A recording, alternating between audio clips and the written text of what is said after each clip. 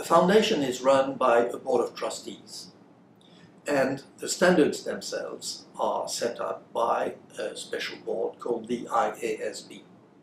The trustees have to deal with the strategy, the governance of the foundation, and they monitor the work of the IASB.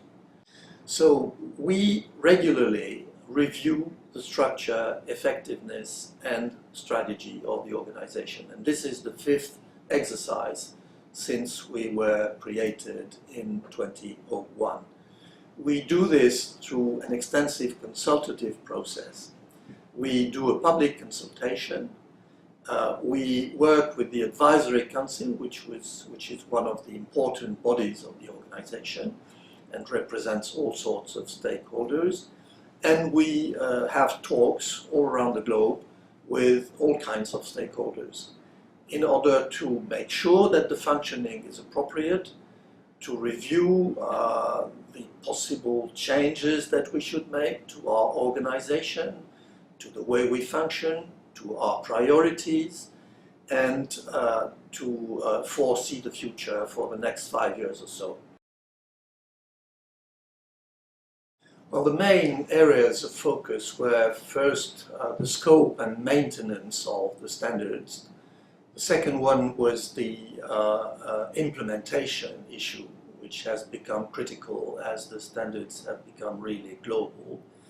And the third one was the governance itself, the funding and the way the organization functions. The foundation has a board of trustees that monitors the work of a standard board. And the organization itself is monitored by a monitoring board that is composed of securities regulators. This three-tier structure is appropriate, and so we will maintain it.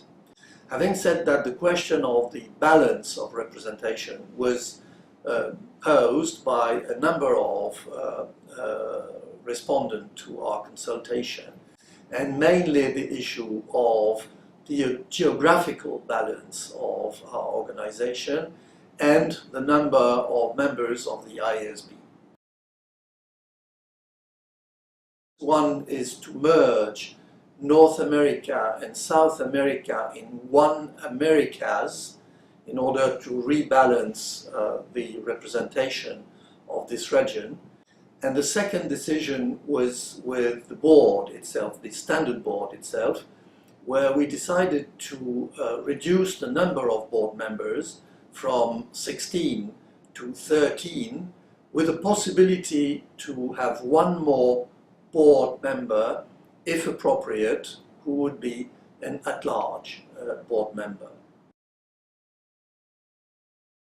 We will maintain the structure which exists today, which is composed of a majority of publicly sponsored funding, a significant support by major accounting and auditing firms, and some commercial resources coming from selling our books or initiatives of that sort. So we'll maintain this with a view that in the future we would like to stabilize more publicly sponsored funding. Questions were raised with regard to the public sector accounting. We decided that we shouldn't step in that field, as there is a body that deals with it, and we work with them very closely and will continue to work with them very closely, and that is the IPSAS board. We also considered the issue of the non-for-profit entities. Some of them are quite global today, and there is an issue there.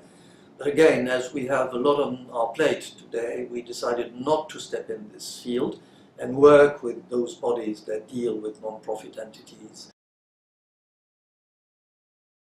Well, there are basically two approaches. On the short term, we are willing to improve the relevance of the taxonomy and make sure that the taxonomy, which is a major tool for proper digitalization of the standards and the bookkeeping, are fully complying with the principle-based standards we develop. This is something we have to make sure it functions well today.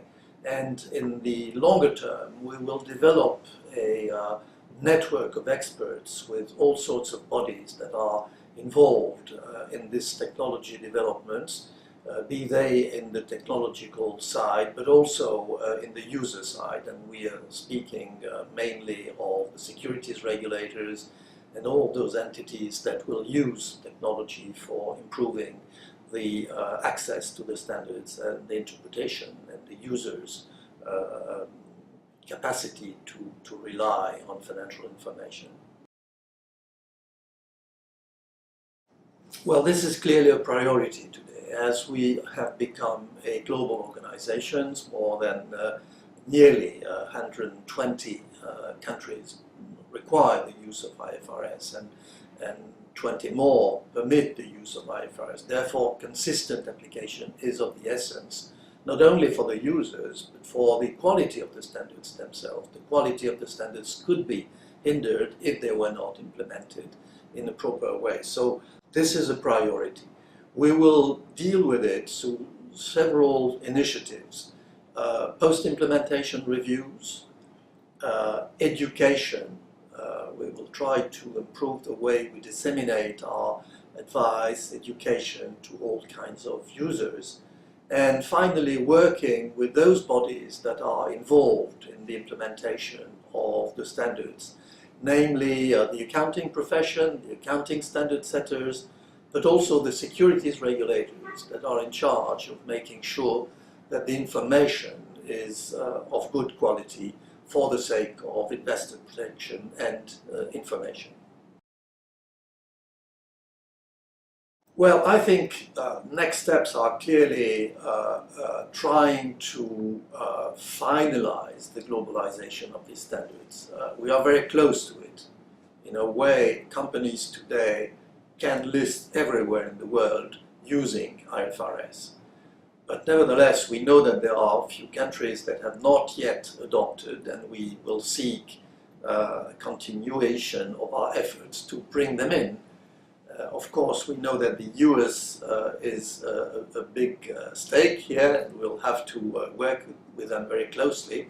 But we are very encouraged by the progress which is ongoing in Japan, in China, in India, and elsewhere. So this is probably the first priority: finalize the globalization of the standards. And the second one, clearly, is make sure that implementation is appropriate and that we do not see a sort of diversification of the way the standards are implemented in the field. We need to deal with this, which is not very easy and requires very close cooperation with the people who are in the field.